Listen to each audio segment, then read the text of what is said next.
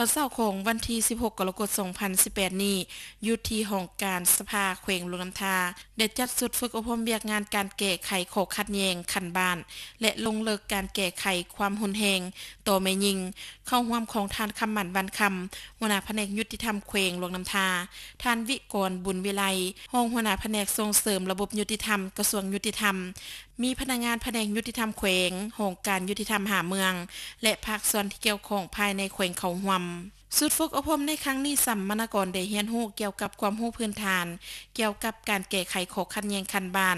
ความรับรู้เกี่ยวกับคณะการแก้ไขข้อขัดแย้งคันบ้านข้อขัดแย้งคันบ้านที่สามารถนำมาแก้ไข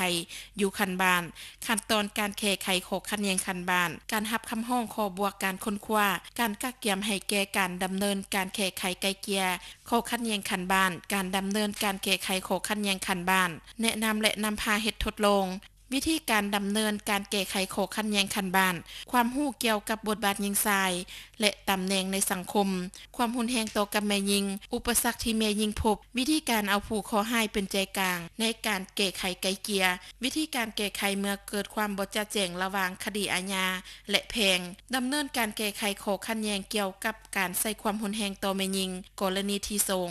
การดำเนินแก้ไขข้อขัดแย้งเกี่ยวกับการนำใช้ความรุนแรงต่อแม่หญิงกรณีที่3เพื่อเป็นการสร้างความรับรู้และเข้าใจเป็นเอกภาพเกี่ยวกับความเป็นมาความหมายความสำคัญจุดประสงค์ผลประโยชน์และหลักการพื้นฐานของการแก้ไขข้อขัดแย้งคันบ้านให้ผู้เข้าร่วมฝึกอบรมสามารถนำเอาเนื้อในดังกล่าวไปโฆษณาเผยแพร่ฝึกอบรมและจัดตั้งปฏิบัติให้ปรากฏผลเป็นจริง